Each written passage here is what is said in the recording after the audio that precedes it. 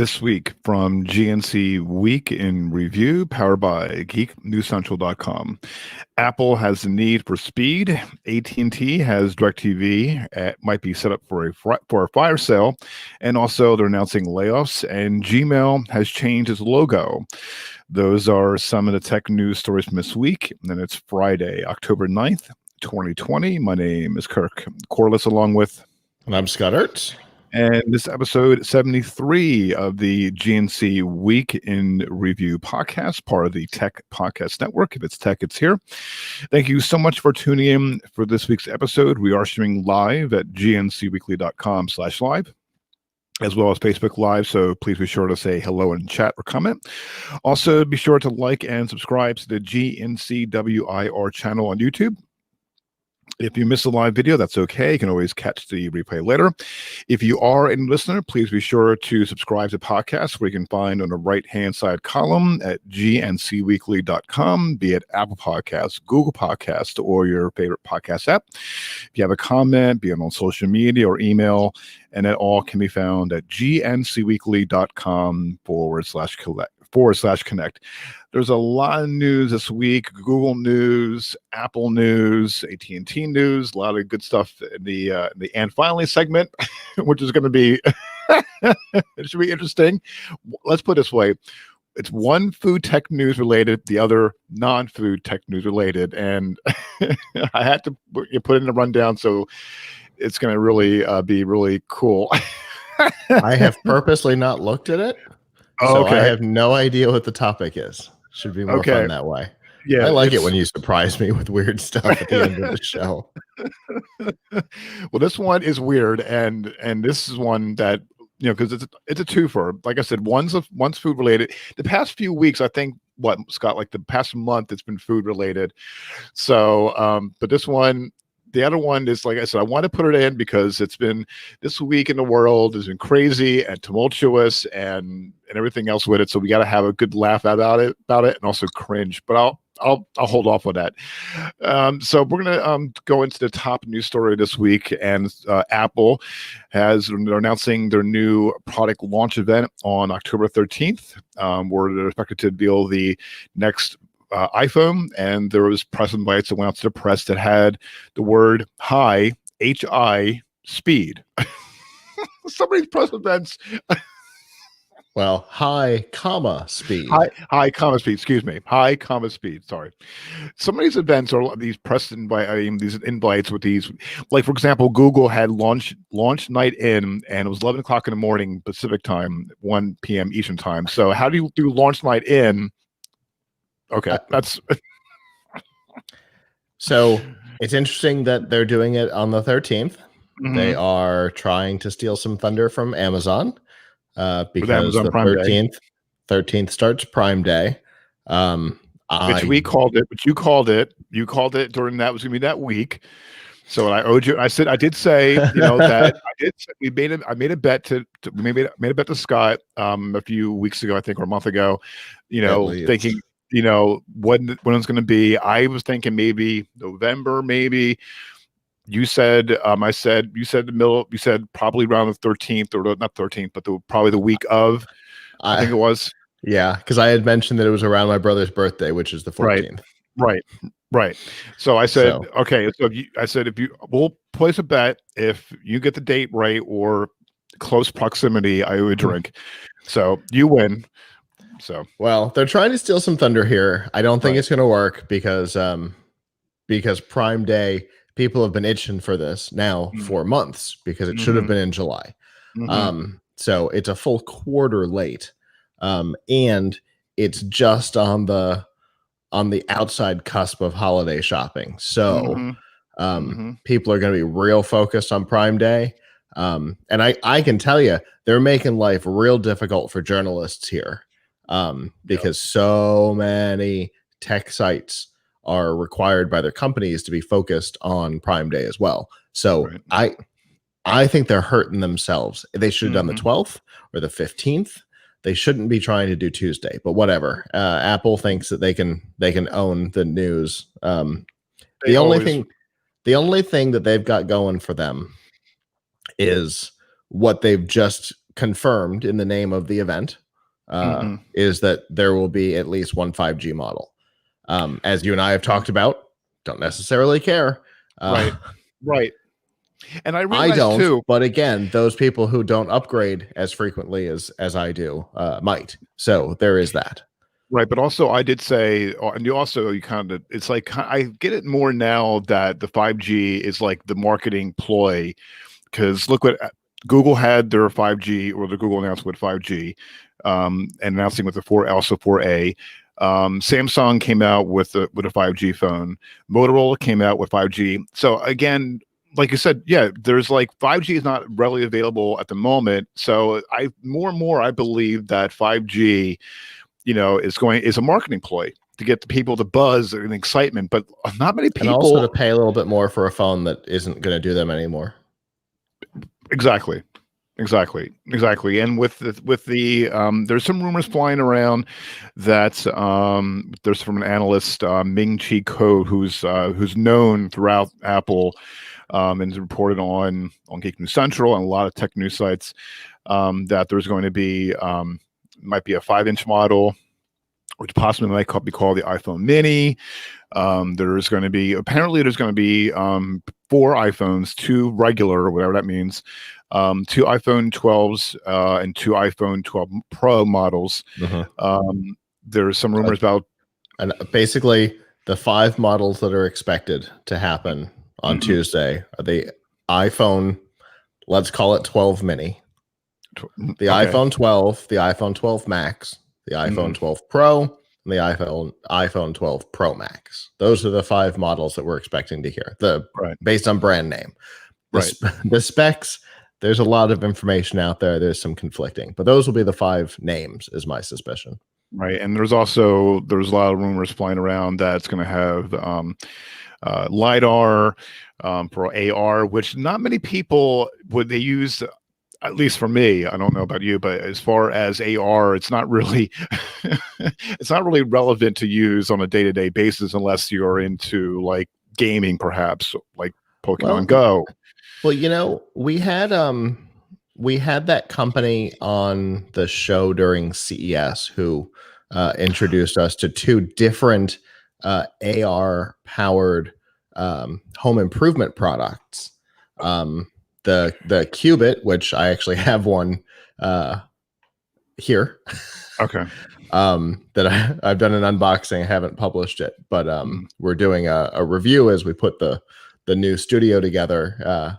We're doing it entirely using the Qubit. Okay. And then the roller one, whose name I can't think of offhand. So we're starting to see AR stuff really come into the home as well.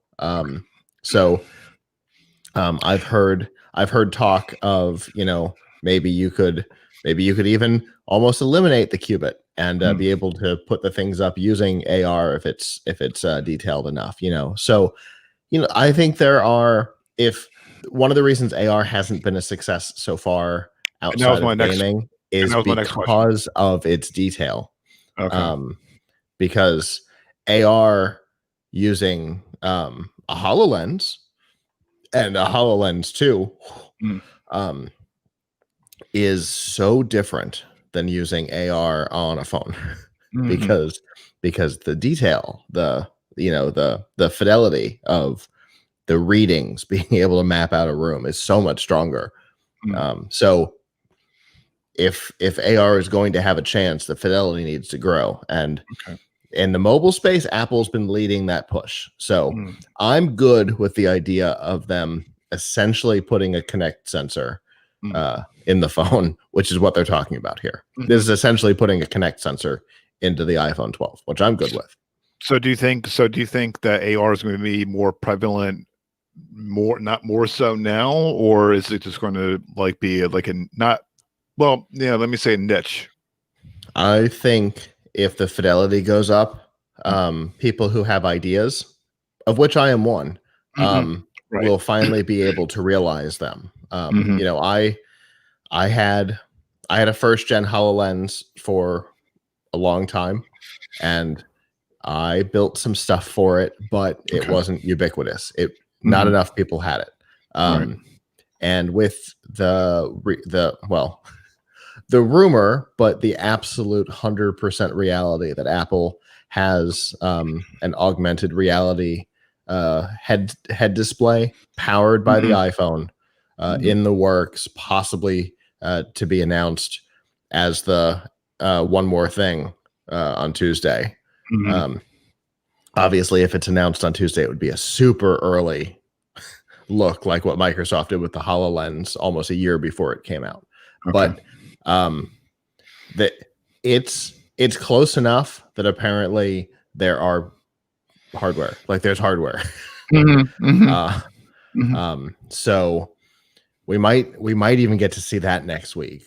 So if they're putting that kind of focus on AR, where they've got their own hardware and everything, it makes sense that they would also try to boost it in the phone before the headset comes out.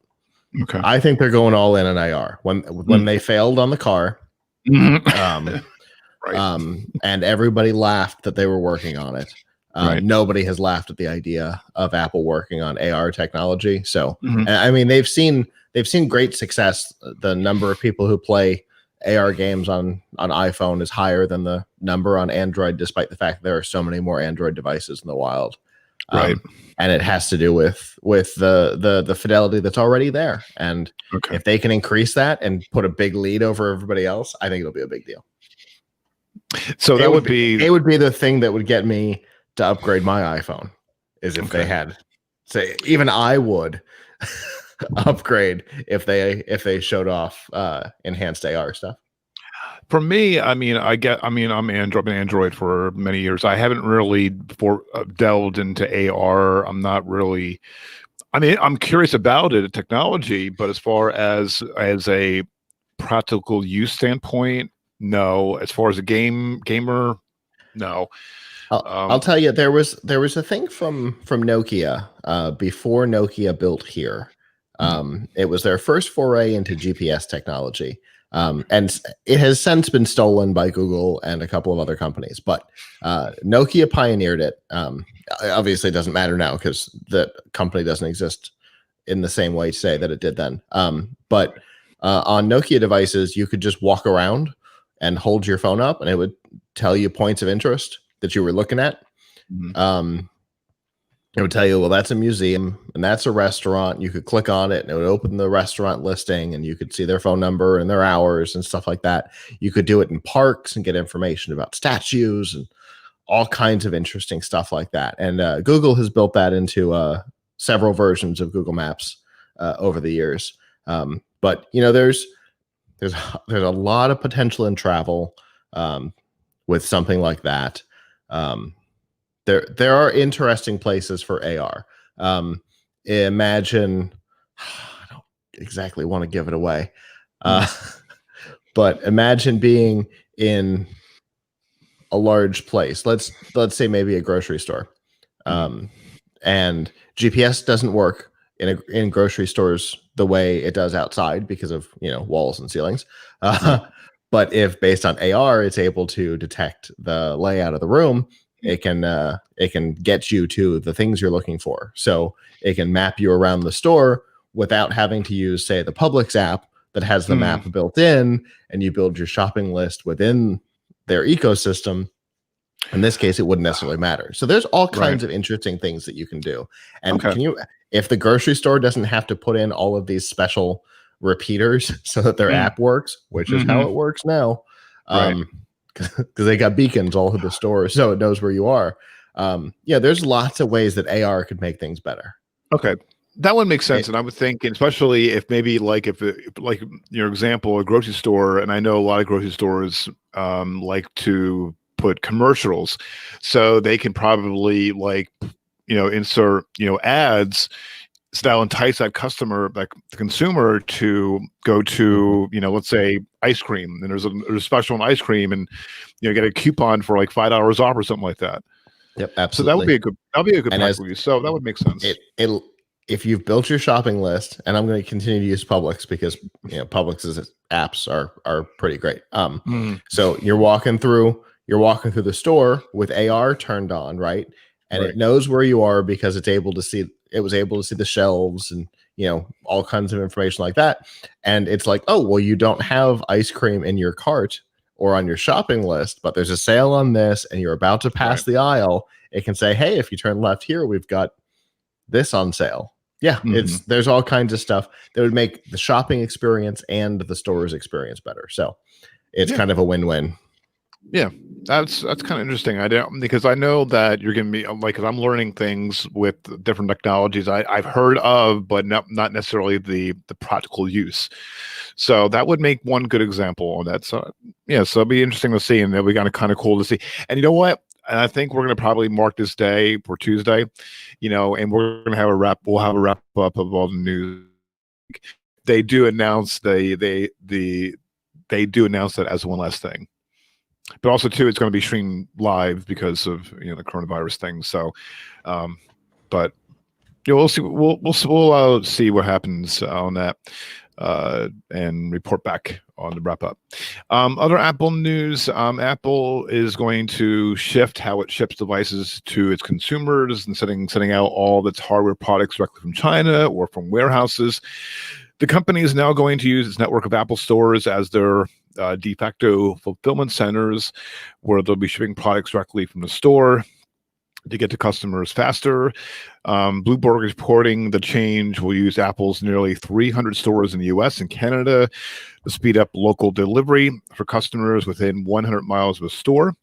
Apparently, the company Apple has already been using the new system with several stores early this year, but the broader rollout they're saying is that the upcoming launch for iPhone, and according to Bloomberg, also this is largely internal. The shift is largely internal one, so customers won't be able to choose from the store from which their devices ship. So, good news on that. That kind of makes sense considering most of these store leases were put in place long before the company started its product shift, its product mix shift. And they continue to remove third-party product categories, not just product lines, but product categories. Apple stores no longer sell headphones and speakers from anybody but Apple as of last week. So all of a sudden their back rooms are starting to become kind of empty. So I can see them trying to repurpose some of that very expensive space, because Apple stores are never in inexpensive places. So here in Tampa, it's at International Mall, which is so expensive that Radio Shack and what's the Spencer's split a storefront because neither could afford to be in there. And Apple has a huge store in there. And so if they're not selling Sonos, if they're not selling, all these other things that they used to sell, all of a sudden are going away. Which, by the way, we will also see headphones and speakers mentioned on Tuesday. The EarPod Pros, the full headphone AirPod, the full cup like these will be announced, as well as a second generation of HomePod, which why I don't know. That should just be given up on. But I can see them wanting to repurpose this warehouse space. It makes sense to me. It's super expensive, and it's not being used the way it was when they signed these leases. So. And also, too, would the traditional time of the year when the Apple launches, or you see the lines and the extraordinary long lines outside the Apple stores. I mean, I'm looking like, I saw the time one in New York. I mean, it was the line was like going down like for not one block, but like multiple blocks. Yeah, that's a little bit of performance art, I think, but because there's no reason for it when you can go to an AT&T store and there's no line and get it quicker. So standing in line at the Apple Store is a little bit of performance art. I can't believe I would not dare to I would not dare to sit out in cold weather. I mean, the last time I set out to buy something was concert tickets for Rush, and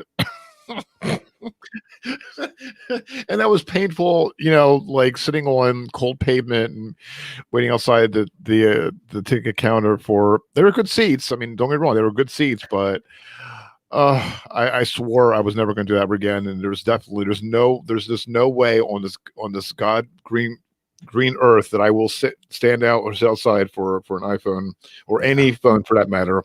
Especially when you can go to the carriers and get it quicker for the same price. Exactly. And I mean, oftentimes they run promos where you can get a case for half off. And so I have always called standing outside the Apple Store performance art, because you're just trying to show off that you're standing outside of the Apple Store. It's got nothing to do with getting the device.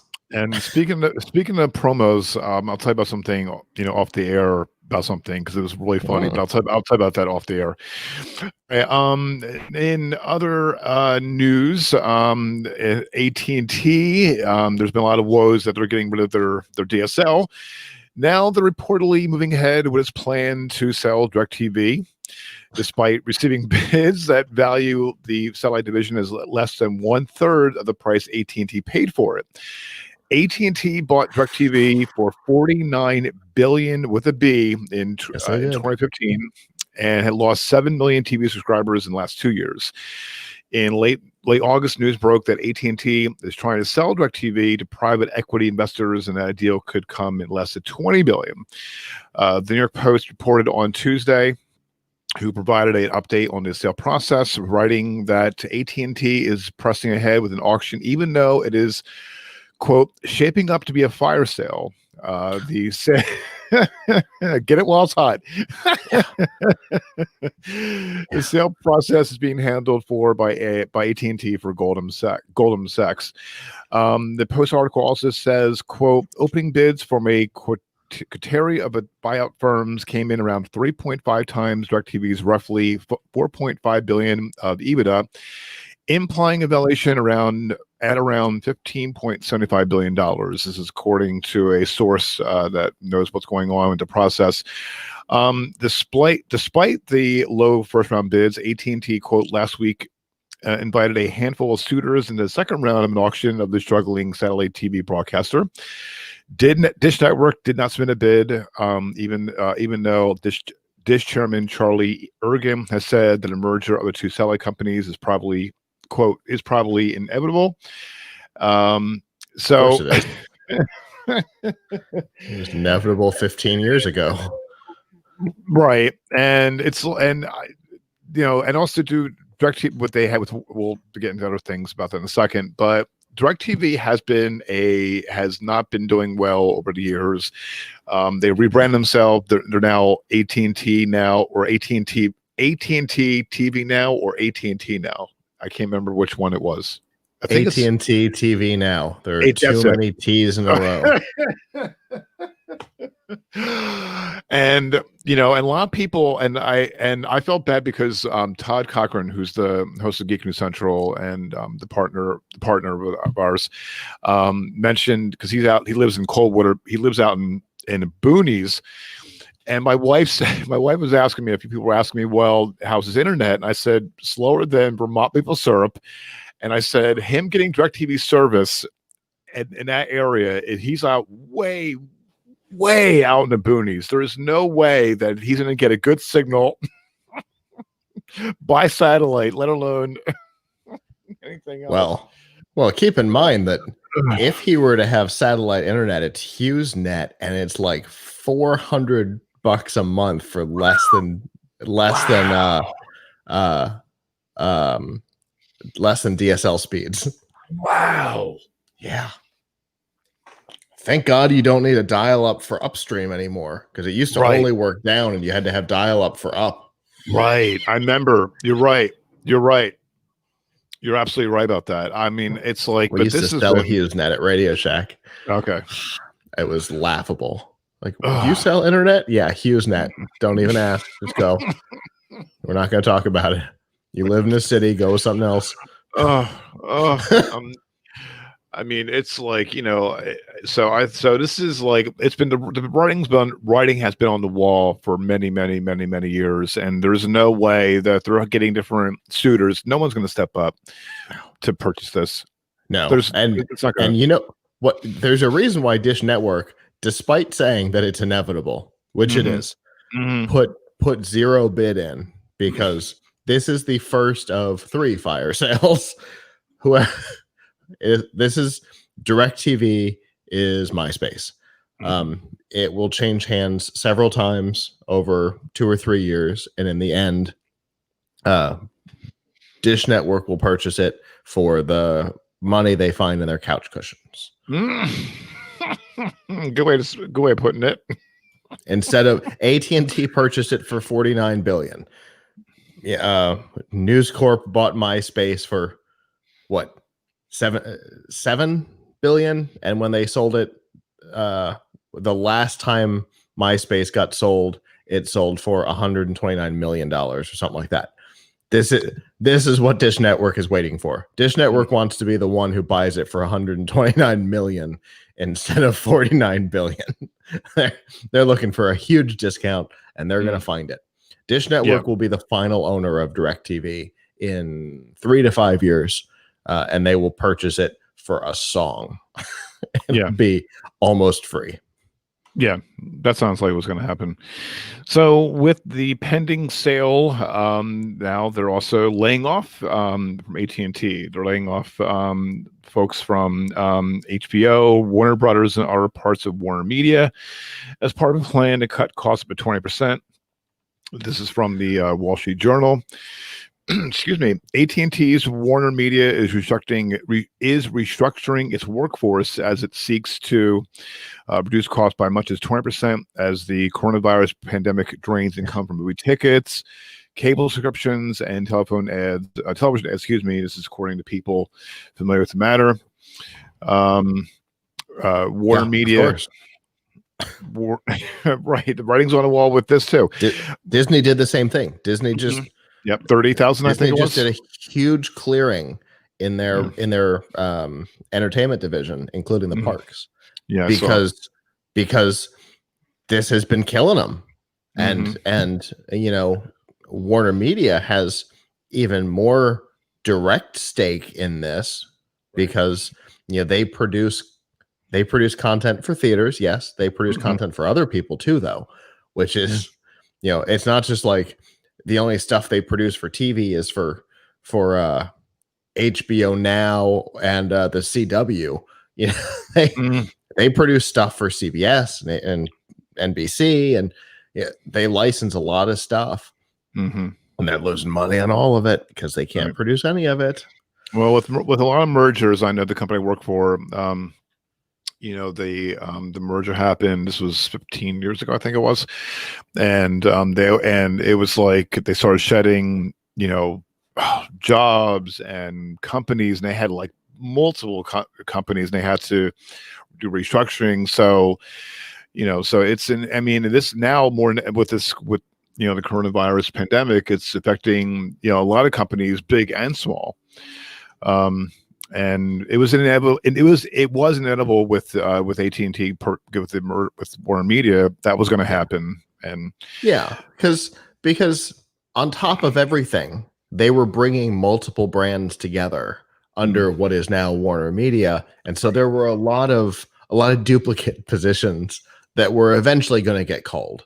But I think that they were trying to wait as long as possible and see, where best they could put talent. I don't think they were expecting for the entire division to essentially be closed for 8 months and already plus more in the future, So it sucks, but this is just the beginning. Yeah. Because Cinemark theaters may not come back after this closure. Regal theaters may be done. Right. So this in the entertainment industry, this is just the tip of the iceberg. It's going to get so much worse. Yep. All right. All right, so going into other news this week, in Google news this week, which this was really wow. Google is replacing its iconic Gmail envelope logo with a design that's a lot more in keeping up with the other Google products. And if you guys are watching on the live stream, I'm going to pull this up from the, whoop, nope, that's not it. I want to go back up here. My screens, there we go. Okay. So this is the new logo, and also they're changing their logo for G Suite. I mean, I'm sorry, with Google Docs, Word, etc. I'm not seeing it. Should I be seeing it? Yeah, I think I pulled it up. Oh, sorry, because I didn't share the screen. Duh. There we go. No, there no it is. problem. Oh, there we go. Say I don't see it yet. Yeah, that looks like modern Google. Yeah. But here's they're changing the logo for not only Docs, but I'm going to play a video. I'm not going to put the audio on here.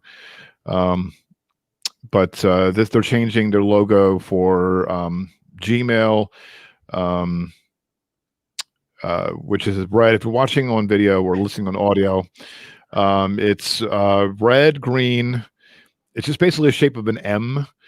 They're changing the Docs into a logo, which is yellow, blue. I'm like, okay. Wow. Okay. Yeah, so from a branding perspective, I really conceptually, I really appreciate the change. It's really modern. It's really mobile first. But it is also not based on Google Material Design. That is based on Microsoft's Fluent design language. That is Microsoft's branding. Based on that whole new collection of images, that is very Microsoft Fluent. Okay. Which is fascinating. So you're saying they're trying to rip off Microsoft on some things? They did it last time too. Okay. Google and Apple both leaned in hard to Microsoft's Metro design. Okay. And it looks like Google is taking a lot of inspiration from Fluent in that whole video. It feels a lot like the new Windows 10 icons, just without the shadows, which is a big part of the Fluent design language, I know. But the way the colors change when they overlap and stuff like that. If you need a really good example of that, check out the brand new Bing logo that just hit, I think, yesterday on the mobile app. They got rid of the very sharp edges, which Google didn't do. They added sharp edges because the Gmail corners used to be round and now they're kind of pointed. But other than that, you'll see a similar design language. It's interesting. Just no gradients and no shadows, but I'm fine with it because I like the design language. I've been doing some tests on Plug Hits Live using the Fluent design language myself. So I'm fine with the change. I mean, they always say change is good. I was like, it's very, but also too, it doesn't look really too busy. So, I mean, hey, it's been, how many years they had that logo? They might have had that logo for 10, 15 years now. At least, you know? Okay. And one of the things that happens over time, right, with a company as large as Google that has so many products, is that over the years, as a new product is released, the current design language for branding gets applied. And then a new product launches and the current design language for branding is applied. And so at some point you have to do a clean sweep, which is what Microsoft just did. It's what Apple just did. What technically they haven't exactly done it because Mac OS isn't out yet. But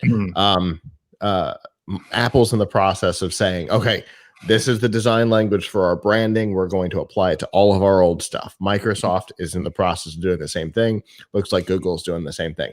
It has to happen from time to time because your branding just becomes chaos when you have this many products. So, and I appreciate it. And a lot of Google products have gone into the graveyard. Well, there's that too. But it's I think it's a good move to finally unify everything. Yeah. Yeah, like I said, change is good, so get ready for it. All right, in other Google news, their latest effort to protect the safety and privacy of its users involves more prominent security alerts. Moving forward, when a company detects a potentially serious issue with your account, it'll notify you directly through the Google app you're using at the moment. Yes, Google will start... And which I love. Google will start rolling out the updated notifications to a small subset of its users over the next couple of weeks, with availability planned for early next year. I think it's great. I mean, they have the great letting consumers know what's going on with the app, and instead of crashing or, God forbid, hacking. And I think that's welcome news. So I must be part of the small subset. And I'll tell you why. Oh man. Because I got an alert like 2 days ago in YouTube letting me know that Google believed somebody had access to one of my passwords and directed me to go change it. Now, I also got all the normal security alerts, right? Because if I hadn't had YouTube open at the time, and to be fair, I wasn't even on that YouTube account. Because I've got the Plug Kids Live YouTube account signed in. I've got the Geek News, the GNC Week in Review YouTube signed in. But I've got my personal one as well. And even though I was on the Plug Kids Live account at the time, it popped up a thing that said, we think somebody has access to your password. We recommend you change it. When I clicked the link, it took me to my personal account. And then I checked my email and I had all the normal stuff. I had an email from them with the same information and everything. Okay. So I like this idea. I like that you don't just have to wait for an email or have the Google app installed, which I do not. So the fact that they're using YouTube and Gmail and all of those to give you the same alerts, I think it's a brilliant idea. And if you're a small subset, why not me? I've been Google faithful for a decade. That might be why. That might be why, because I tend to get annoyed by their things, and they knew I'd like this. So a number of years ago, I wrote a positive article about Google. It had something to do with their participation in San Francisco Pride or something, New York Pride. I don't remember what. And they had a T-shirt of two of the android robots holding hands that they gave out to their employees. Well, like a week later, one of them showed up at my office. So apparently when they know or believe that I'm going to say something positive, they make a big deal about it with me. And I'm definitely saying something positive here. Everybody, every tech company that has a suite should learn from this. Absolutely. Like it's, again, I said, Google, if you're listening, give me something. All right. Speaking of other Google news, Android phones can now notify you when they detect certain sounds, which can notify people who are deaf or hard of hearing about important sounds nearby. If you turn on the feature, it's called Sound Notifications. You can have your Android phone inform you about some sounds via a push notification, a flash from your camera light, or by making your phone vibrate. Other devices support sound notifications as well, including Wear OS, which can send sound notifications via text with vibrations, and they work entirely offline. Google says sound notifications can listen for 10 different noises: smoke and fire alarms, sirens, shouting, baby sounds, doorbell ringing, knocking, dog barking, appliance beeping, water running, landline phone ringing. Now, the sound notifications are already installed on Pixel phones and select other Android phones, and can be turned on from the accessibility menu and settings. You can also get the feature by downloading Google's Live Transcribe app, which can transcribe which can transcribe audio. It quote hears in real time. This is pretty cool because the company I work for has there's customers that I talk to that have something like this, where someone's trying. My company calls, it'll notify them through different things. So this is a great tool to have. It For really is. That's good on them. Good on them. Yeah. Awesome. All right, I'm rounding up the Google News this week, and I love the Google Doodles that they have featured every month. The Google is celebrating the 197th birthday of Mary Ann Shadd Cary, who is a American Canadian newspaper and editor and publisher, as well as a journalist, teacher, lawyer, abolitionist, and suffragist. On Friday, today, with a dedicated doodle.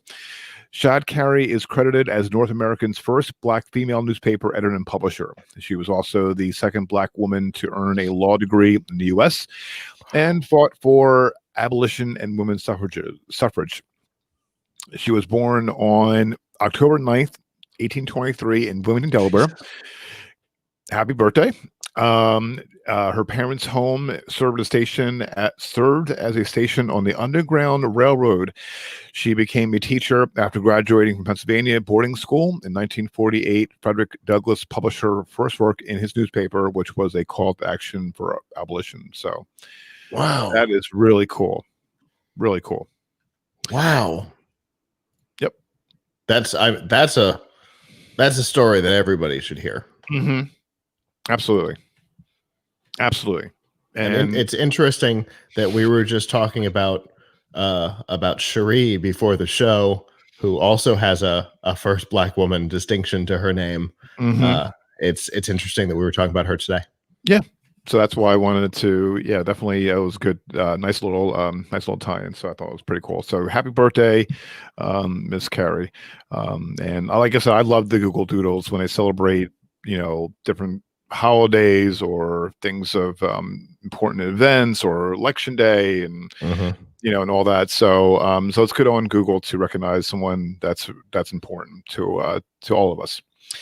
Speaking of Microsoft news, Microsoft is adding a price comparison feature. He's loving this to his Edge browser just in time for the holidays, alongside a really useful screenshot tool that'll let you easily capture an entire web page. Both features are part of the broader update for Edge this month that includes a number of minor additions that improve the Chromium-powered browser. The new comparison feature works across a variety of retailers while you're shopping online inside Edge.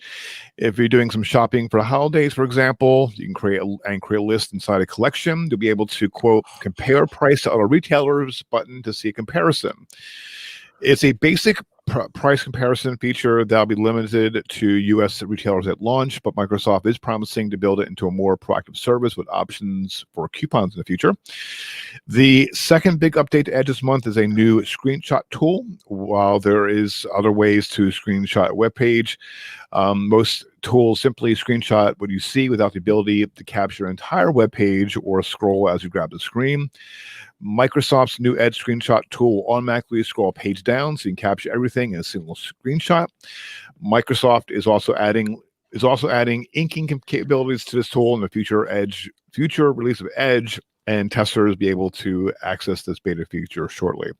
Sign me up, because I think, thank God on that. Sign my up, because I know I've done screenshots for work, and it's a pain in the butt to do the entire screen. Only get maybe like 95% of it, and not the full screen, because there's some things where I have to point and it's a pain in the butt tremendously. So I'll tell you that the inking feature is the big deal for me. It was one of two massive features that I used in Edge Legacy, what it's called now, but the original Edge, that and Set Aside, which has now become part of collections. So that feature came along, but the inking, the ability to write essentially on a live web page, to be able to take notes, and things like that was huge. Especially as a developer, when you're having a conversation with your colleagues about best practices versus anti-patterns and things like that, which is literally something that has been happening today for me. Being able to grab the web page and be able to literally circle part of it or highlight a section and send it to people and be like, this is the reason why we're talking. That is something that I have missed, and I occasionally have to switch back to Edge Legacy to do. I refuse to let my computers update Edge, and I only use the dev and the beta versions of Chromium Edge because this feature has been missing, specifically this feature. So, hooray!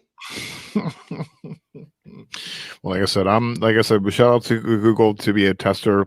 Microsoft, I'm not a Microsoft basher, but I'm all for it. I mean, if you want to get me, send me an email, I would be more than happy to be your guinea pig. Well, that's one of the things that I really like about the way Microsoft has been doing things lately. The Insider program for Microsoft Edge is totally public. You can join the dev or the beta program just on your own. So if you want to see these things in action, I wouldn't be surprised if this is already in the dev build. But remember, the dev build is chaos. The beta build is usually more stable. But if it's going to be in the beta build soon, okay, you can join that. You can join that today, and it'll sit side by side with your current browsers. So in my taskbar on this computer right now, I have 3 edges. Holy crow! Because I've got Edge, Prime, Dev, and Beta all in a row, and they've got different icons, so you know which one's which. Okay. Well, I'm definitely going to check it out. I'm definitely going to, because I've heard of the Microsoft Insider program, and I'm going to give it a shot. Because I've dabbled in, mostly Chrome browser, but some Google, been Google up, for forever. But yeah, I'm going to definitely check that out. Other news this week: Lyft on Tuesday unveiled a partnership with Grubhub that provides users of its Lyft Pink membership plan with free access to Grubhub Plus, which offers perks for restaurant orders. As part of the collaboration, Lyft Pink members will have unlimited free delivery from restaurants, member perks like free food and discounts, and donation matching via Grubhub's Donate the Change program. Lyft Pink, which rolled out nationwide last year, costs $19.99 a month and offers perks like 15% off rides, priority airport pickups, complimentary bike and scooter rides, and relaxed cancellation fees. And I have Lyft Pink, and I'm a solid. I love it. I've been saving a lot of. I got Lyft Pink. Was it? I think I got it. I got Lyft in 2018 when I went to CES in Vegas, and because people were raving about it, and I got Lyft Pink. I got Lyft Pink again. Lyft Pink, this year while we were at CES. So I love it. It's great. I'm saving tons of money. So saving money is a good thing.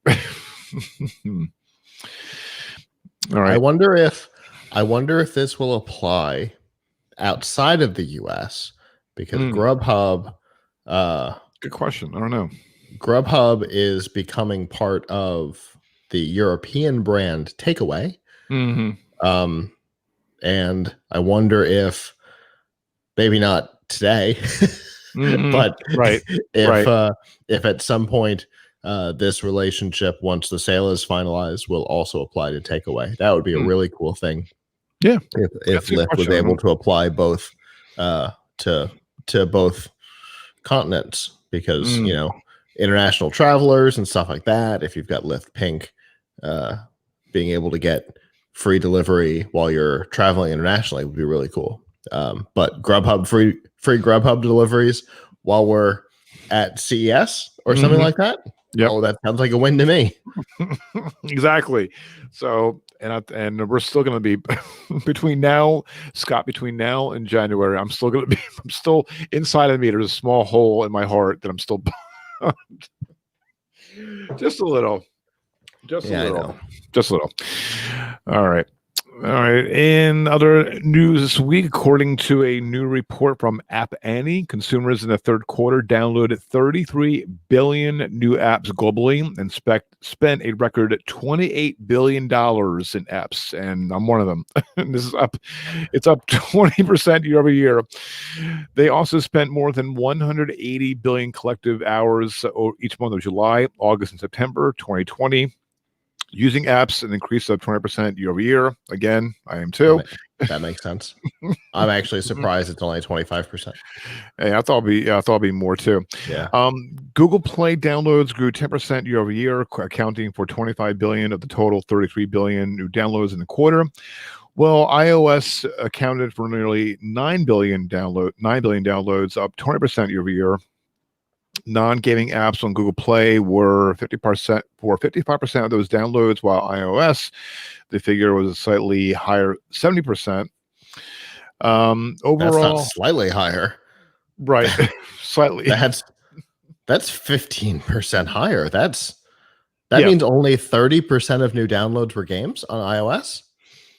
Yeah, that's interesting. Yeah. Mm-hmm. That means that iOS devices have been used more for productivity during the shutdown than Android devices that are used for entertainment. That's interesting. Right. Yeah, some of the download is reported that some of the download growth was tied directly to the pandemic. Overall, games, tools, entertainment drove Google Play downloads outside the top category. Games and iOS games, photo and video, and entertainment remained the top categories for 5 straight quarters. So there's a link in the show notes that has the breakdown, and there's a lot here, and it's just like a little bit concise, abbreviated Cliff Note version because it's boy, is when I was looking at interesting. That's an interesting piece that I hadn't considered. That TikTok downloads would have been a huge portion of this. Mm-hmm. Of course it was. Right. Because new people who were worried that it was going to go away were downloading it for the first time. Mm-hmm. And then some people were downloading it so that they could try and sell their devices for $100,000 on eBay. And right. Hyperbole, but not by much. Right. And to be honest, I downloaded it for like a hot second, and I'm not a TikTok user, and I'm looking at them like, hard pass. So I got rid of it after about a couple minutes. All right. In video streaming news, Jen Thorpe from the writing team at geeknewscentral.com is reporting, as well as TechCrunch, where if people who purchased a new Apple device from September 2019 were automatically eligible for a free year of Apple TV Plus. This is also reporting from 9 to 5 Mac. Those free trials were set to expire at the end of October 19th, 2020, which is 10 days away. People who bought a new Apple device within that time frame will have their Apple TV Plus free subscription extended through February 2021.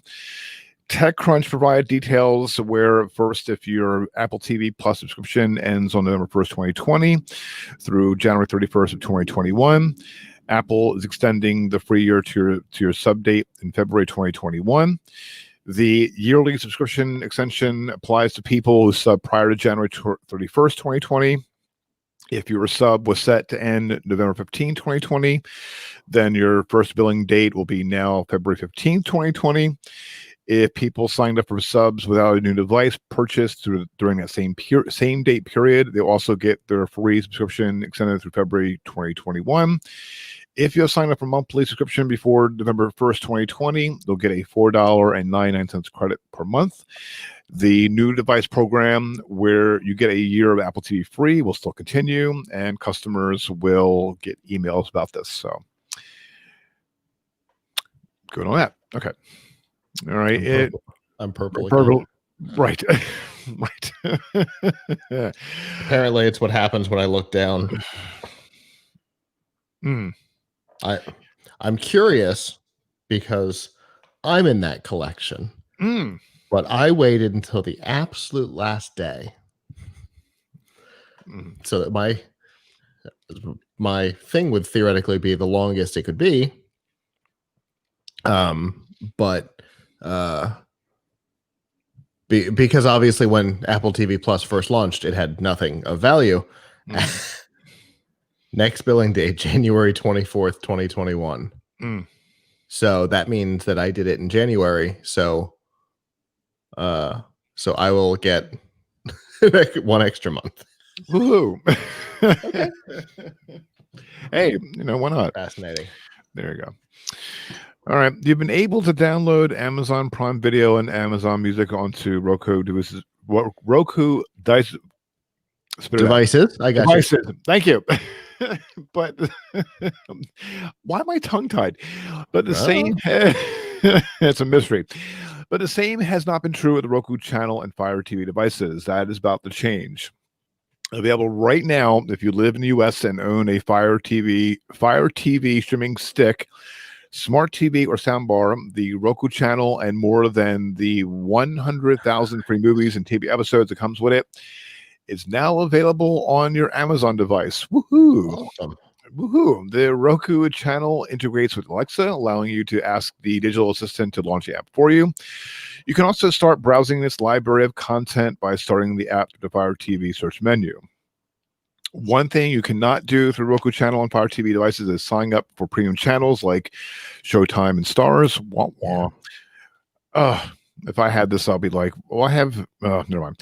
To do that, you'll need to visit the Roku website or use one of the company's devices. So the good thing is you don't need a Roku account to start to use the app on Fire TV devices. And that brings us to a topic that we have talked about on Plug Hits on F5 Live a lot lately, and that has been that was spurred to public recognition by Epic Games. This comes back to having to use the platform's payment system and paying a royalty. I bet it's the same thing here. And Roku's like, no, we're not giving you a percentage of our revenue. Just go to the website and sign up. But you can still use it on the Amazon Fire platform. You just can't sign up for it there. We've been seeing this a lot. You can't sign up for Netflix. Right. You can't sign up for YouTube Premium. They changed all the names on me. Yes, YouTube Premium. through iOS devices anymore. This is a pretty common practice, so it's not surprising at all that you can only sign up in-app on the company's platform and everybody else has to go to the website. This is becoming the norm because of what has been referred to as the Apple tax, but applies to lots of platforms. Yep. Well, if it was just me, I would jump on this in a New York minute. All right. And do you need help with your tech this week over on makeuseof.com, which they changed their logo, about time. 5 ways hackers use Facebook to steal from you. There's malvertising on Facebook, and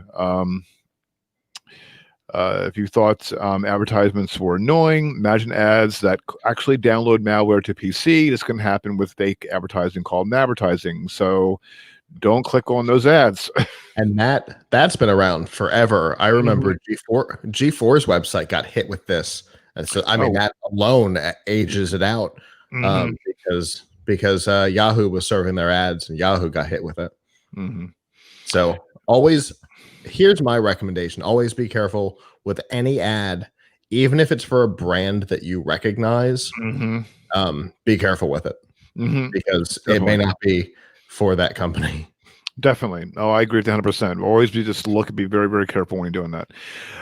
Social engineering attacks to steal accounts. It is commonly used in phishing, just like the using phishing again with malware. Facebook Messenger links for hacks and viruses.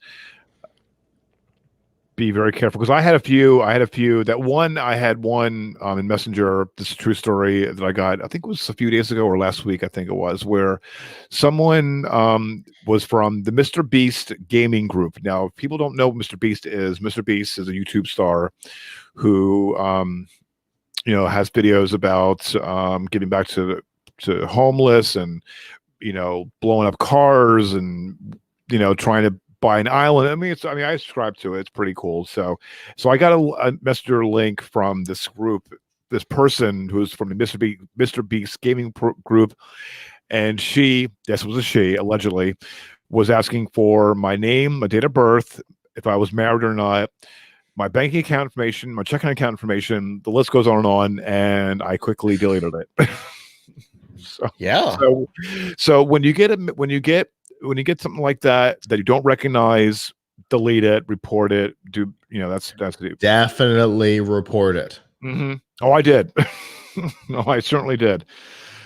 All right, next up, dodgy apps and quiz on Facebook. And now this is with the stop taking quizzes on Facebook. Right. Right. That is how Cambridge Analytica happened. Exactly. I swear to God, your privacy and your personal information is not worth finding out what kind of potato you are. I don't know why people keep doing this. And they're still on there. They're still on there. And I can guarantee if I look right now, there's let me just go back. If you go to your Facebook feed and you scroll, within the first 100, one of your friends will have taken one of these stupid quizzes today. Yep. Even though we've been talking now for years about this is how Cambridge Analytica happened. Which Harry Potter house are you? Doesn't matter. Right. That's all I want today. Doesn't matter. That's what I want today. And in fairness, if it's one of the BuzzFeed quizzes, I'm not a big fan of BuzzFeed, but if it's one of the BuzzFeed quizzes, they don't require your Facebook information to give you the answer. So that one's different. I don't click on any of them. But still, I don't trust any of it. Yeah. Just, keep scrolling. Scams shared through timeline posts. Yeah. That's another one. Yeah. Two different ways. But lately, the most common I've seen has been friends who have gotten tricked by it, who then share the thing. Like your local grocery store, Walmart, Amazon, none of them are ever giving away $25 gift cards. Or Disney. Yeah. Nobody's giving away gift cards. If you share the post and you click on the link, nobody's giving away gift cards. Stop clicking on them. I think the Disney one that I see on my Facebook feed for the past for a while now has been having Disney cruise or Disney vacation, and even Disney even came out, and on the news, on TV, what have you. It's not us. Don't click on it. You're not going to win anything. Here's what you can do to. Yeah, because the only places that you can get a Disney cruise to win are from Disney and radio stations. Right. Period. Yeah. Those are the only places they ever do it. A link in your timeline's never going to be it. Right. Right. And so there's a link up. We'll have a link up in the show notes that just be very, very, very, very careful when doing that. All right. Next up, also from makeuseof.com, 4 funny email pranks for messing with your friends and coworkers. Messing with your friends is fine, but as far as coworkers, I wouldn't recommend it. That's inappropriate. I mean, maybe it depends on who the coworker is. I might mess with my buddy Connor or Mark, but I work in a Fortune 500, and I can name 2 people who I might, and it's a very strong might. Send the entire dictionary as a text file. Right. Right. And also our email server would bounce it. Right. Tweak a coworker's signature. No. Depending on your company, for me, you can get in a ton of trouble. Yeah, same here. Same with mine. Send an anonymous joke email. Sign up for annoying email.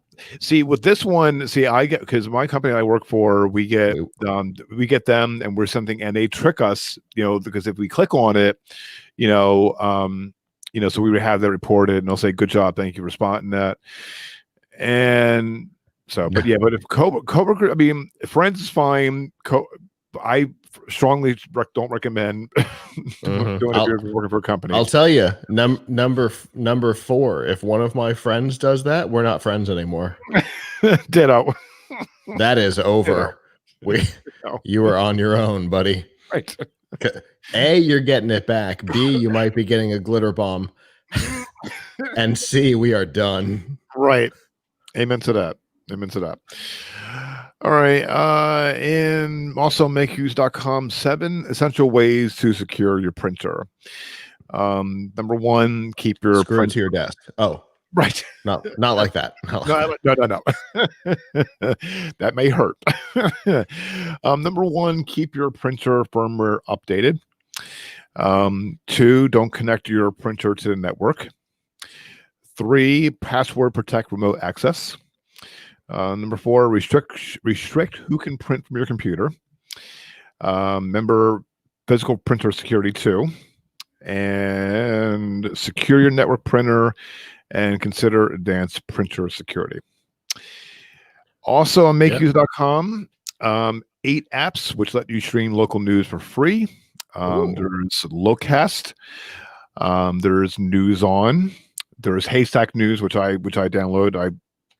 That's good. I love that one. It's very it's clean and nice information about that. Local Now, CBS News. I don't recommend it, but that's just me. Pluto TV and ABC News. So for me, CBS News is too painful. Well, yeah. But if you like CBS, then the CBS News. I don't like ABC News either. But if you're looking for a particular platform, if you're CBS All Access, your local news can be part of that. If you've got your local cable subscription, you've got that. But as access for people who don't necessarily have any of those platforms, these are interesting. Here's the thing to keep in mind. I think it's Lowcast is the one that's currently being sued by everybody. Oh, wow.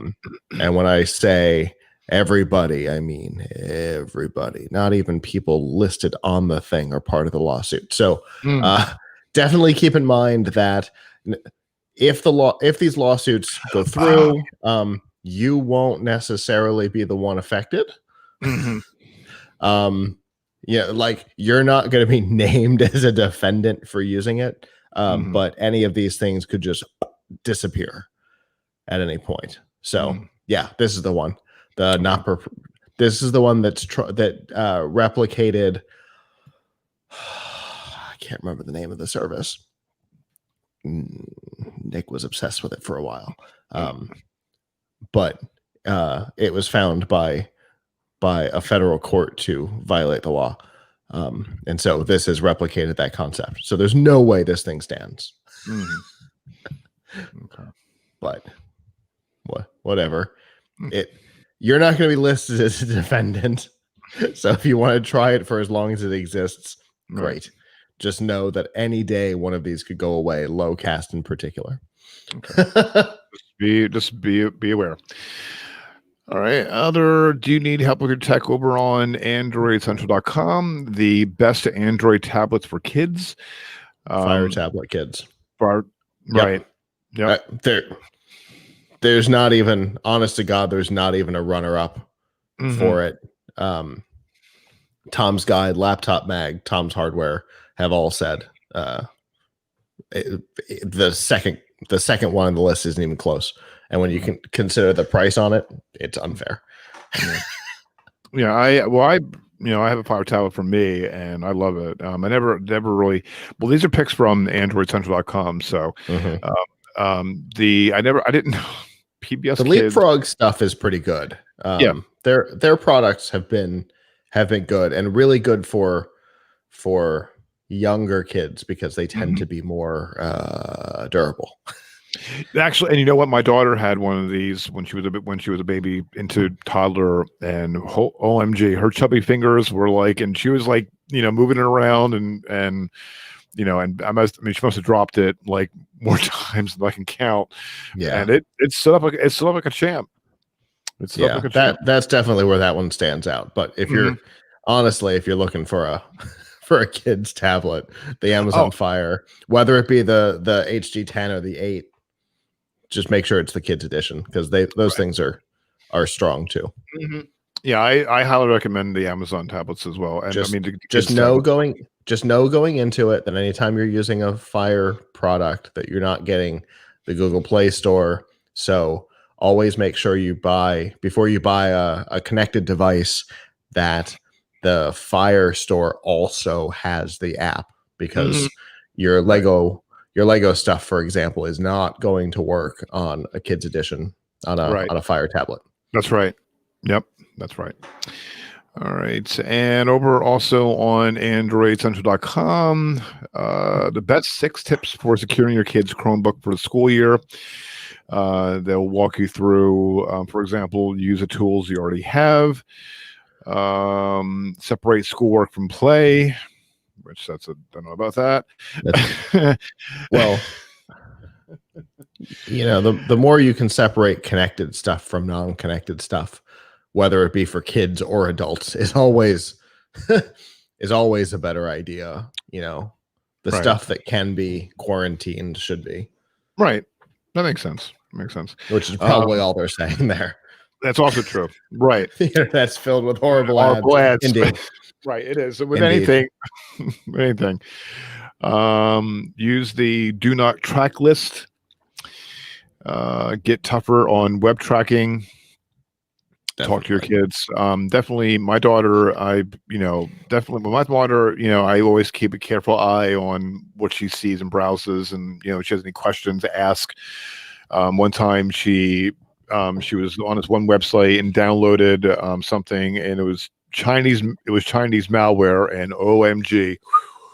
Oh, that was a pain in the butt. Oh, and from that point on, just watch what they're doing. Please watch what they're doing. Yeah, I used to speak on that topic. I spoke at a couple of schools and events, youth events, basically taking care of the talking part because not all parents know what to say, right? And Right. the importance of knowing that nothing that you post online is temporary. Everything's always permanent. Even if you Right. delete it, it's there forever. Right. Things like that. So the internet is not the place that it was 20 years ago. It is a very different world. You're right about that. All right. And next up, excuse me, also in AndroidCentral.com, the best Bluetooth speakers. There's the Ultimate Ears Wonder Boom 2, the JBL Charge 4, Anchor Soundcore. Todd recommends Anchor products really well, especially when you're talking about if what you're looking at is price. And now that Anchor got all of their Qi chargers finally certified, I can trust them as a company again. Yep, cool. And I like Sony. I'm a big fan of the Sony headphones and speakers as well. And lastly, in the Do You Need Help with Your Tech? This is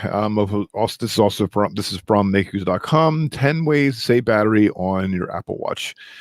Update your Apple Watch software. Turn down the screen brightness. Disable the always on display. Reduce your notifications. And there's a little more, and we will have a link up in the show notes on gnsuweekly.com for this episode.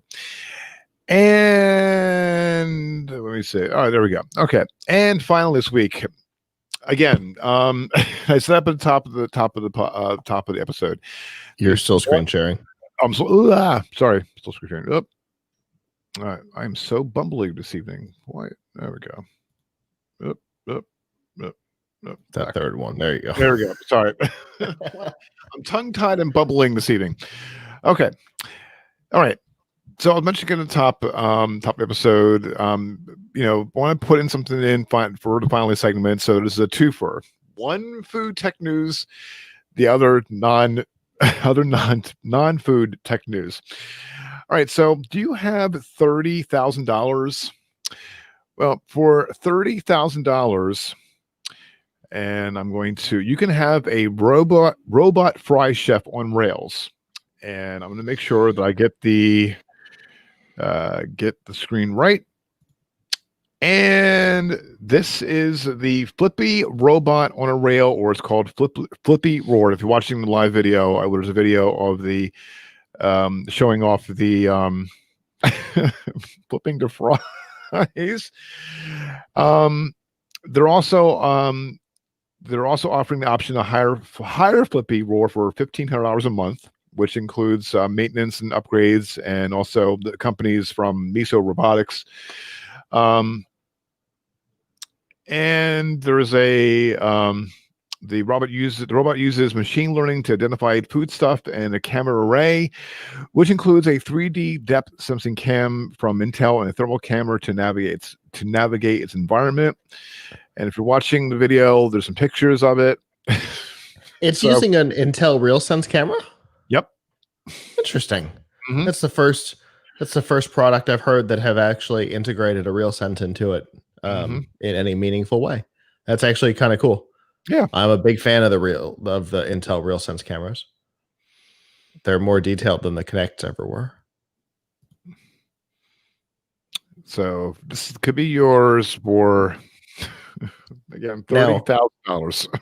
Now this is Miso, right? This is the same company that made the burger robot too. Yep, this is the same one. Yep. Okay. And this is probably an altered version of it, which is why it's got the same name, but with a new word. Because I think the Flippy was the burger robot, and this is the Flippy Roar or something like that. Right. Yeah, and it stands for Flippy robot on a rail. On a rail. Okay. The rail is, I think, is up here. Looks like. Yeah. So it can go between. So it can go between 3 fryers, according to that GIF there. Mm-hmm. Right. Okay. All right. So essentially, if all is done correctly, this has just automated a McDonald's, which McDonald's said that they would like to have at least like a dozen fully automated robot stores by the end of 2022. Right. And this just made that fully possible. Yep. Welcome to the future. Yeah. Well, yep. The soon operational in 50 Cali Burgers and Cali Burger locations. I wonder if in White Castle. Mm-hmm. Yep. That's how they're going to keep their burgers cheap. I wonder if we'll see this integrated into a restaurant in the ring behind Planet Hollywood, because there's already a robot bartender. Really cool robot bartender back there. It would be fun to see them also integrate this and have an automated burger and fry place too. Put them side by side. Yeah, it'd be pretty cool. All right, very cool. Okay, and now this is the non-food tech. Now I'm going to preface this by saying a couple things. One, I can't believe this is going to. I had this. I was going to had this prepared. So I'm going to preface this by saying that this is something that I've. Okay. When going out to. I love how much trouble you're having getting to it. Okay. When going to CES, I see a lot of products. And there's a lot of products, and it goes from, and I said this once, and I'll say it again, from one spectrum to the other. And I also, number two, I knew there was adult products. And three, now there's been hacking been going on at different companies, apps, what have you. With that in mind, Pen Test Partners has disclosed, this is from TechCrunch, app programming interface flaws in, I'm going to probably mispronounce this, and I'm going to spell it QIUI cellmate. I'm going to guess that it's pronounced kiwi. Okay. Cellmate, A male. I don't know why, but something tells me that's pronounced kiwi. It is on. I'm not touching with that football. A male chastity sex toy that let attackers remotely lock a user's member. There you go. Okay. I was going to say bits. Okay. Because that was more techie, but member will work. Exactly. And I'm closing my legs as we speak. If that happened, you need to force the toy open using either heavy tools like like an angle grinder or bolt cutter. Again, I'm closing my legs. Or jolting certain wires with electricity. There is no manual override. Of course they're not. It's a chastity cage. I wouldn't expect there to be a manual override. How is it possible? You're setting yourself up for failure here, for sure, by having it as a connected device. I can see where it comes from. I can see where in the whole they don't. I know the public doesn't like these terms anymore, but it's really what it is. The whole master slave relationship, which is what this is all about. I can see the idea of being able to release it remotely just briefly as a tease. I can see where that sounds like fun right up until it can be locked permanently remotely by nobody. Nope. I'm not even gonna. Here's the thing. I don't trust connected devices as a whole. You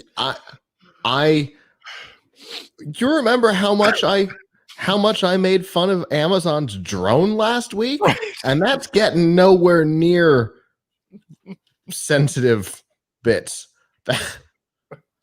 I have zero interest. Figuratively and literally sensitive. Yeah. I have no interest in bringing a connected device there. Wait, it gets better. Oh, good. The app laws also let intruders collect private messages, plain text messages, plain text passwords, and location info without the need for authentication. Apparently, Kiwi's approach was apparently frustrating as well. The company was initially responsive and ultimately fixed the quote majority of the issues with a new version of the interface, but it missed 3 supposed deadlines and ultimately went quiet. Pen test partners decided to make the issues public after input from other researchers made it clear that poor communication was all too common. The security firm says the disclosure was in the public interest. Of course it is. Right. I mean, oh, absolutely. But why? Especially considering what we're talking about here. Of course. Of course. It's in the public interest to disclose these breaches. Ooh. Absolutely. But how do breaches in your britches? I'm sorry. I apologize. I apologize. I had to say it out loud, or it was going to rattle around in my head all night. I apologize. Oh, that should have been the show title. I'm putting that in the show title. I say it still can be. I'm definitely gonna put that. Let me just make sure I get this right. Breaches in your breaches. I'm gonna do that right now as we speak. I'm putting that in as the show title right now. Breaches in your britches. And then right now. Yep. That's going to the show title. That's the show title tonight. Good. There is so much to unpack here. Figuratively and literally. An angle grinder. I can't. I'm having trouble getting past angle grinder. Because it's not like a normal chastity cage where there's like a master lock, like a padlock, right? That is separated from the device, which is very different. Can you imagine benching lock with this?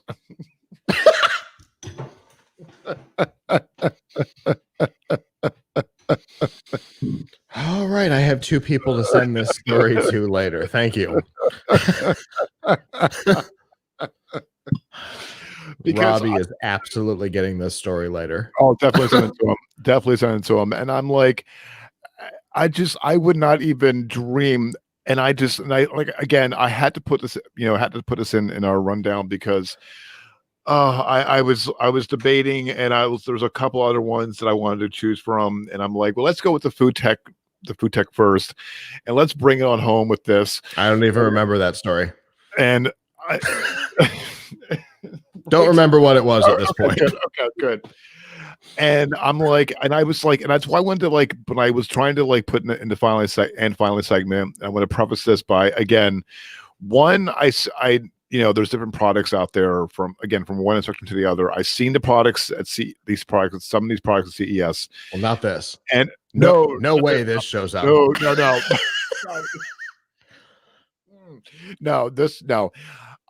But I'm like, how is it possible? And when I'm putting this in, and I'm still like, in my mind, I'm like, I'm closing my legs and cringing when it comes to getting that out, or getting your, again, member or bits.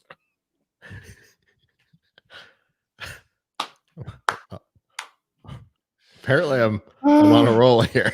Oh my goodness gracious. Oh my goodness gracious. Oh, I needed that. The thing that's funny, I know you were joking about Benji-Lock, but the thing that's funny about that is that would be a manual override that could keep the integrity of the concept in place. Right. Robbie and Kim aren't going to be interested in integrating with these people, but something like that would give the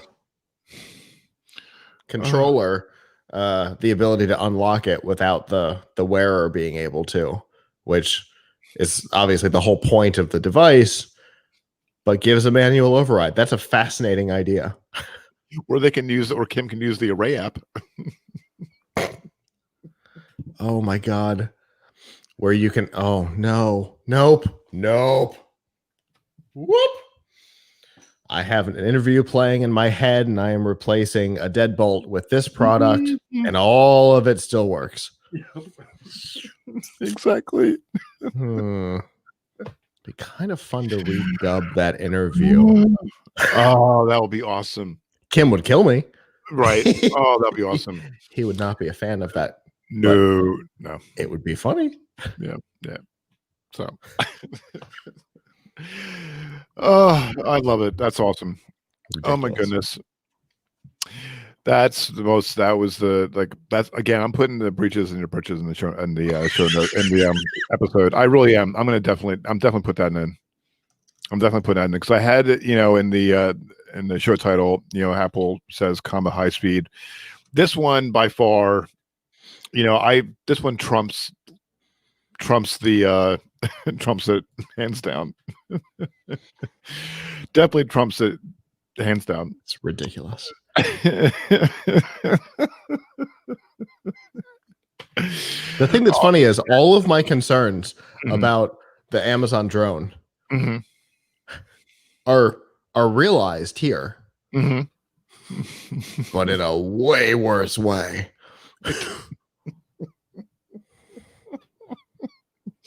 Just at least I can swat the Amazon drone out of the sky if I need to with a fly swatter.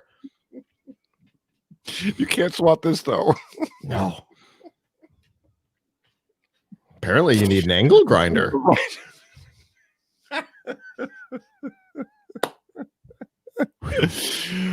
Oh my goodness. All right. And with that, are you sure that's where you want to put a period at the end of that sentence? I want to if we don't button this up in the next yeah, we're gonna go off the rails. It's not gonna get better. No, it's not. And it's going to get more, well, Yeah, because I've got a sentence in my head I'm not saying. So you better wrap this up. Yep, exactly. Exactly. Yep. I knew we're going there. All right. That is the tech news for this week for Friday, October 9th, 2020. Thank you so much for tuning in this week's episode. Show notes from this episode can be found at gncweekly.com. Also, be sure to check out the latest tech news and commentary from geeknewscentral.com. And be sure to tune in Mondays and Thursday evenings at geeknewscentral.com/live for the Geek News Central podcast.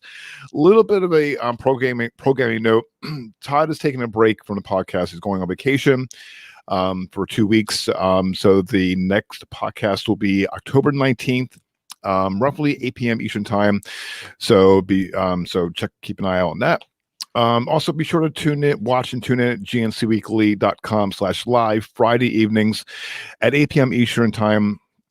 So please be sure to like and subscribe to the GNCWIR channel on YouTube. Also, when you on the bell, click on the bell, select to all to get notified on the next episode that comes on. Also make sure to subscribe to the podcast. Excuse me, where you can find on your favorite podcast app. And be sure to tune in with Scott and Abram Pilch on F5 Refreshing Technology Sunday evenings at 9 p.m. Eastern at plugitslive.com/join us.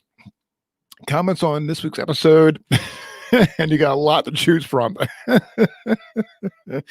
Love to hear from them. Head on over to gncweekly.com/connect and connect via email, Twitter, or Facebook. I'm on Twitter. I'm at Kirk Corliss. Scott is on Twitter at Triple T MABO. Until the next episode of GNC Week in Review. So long.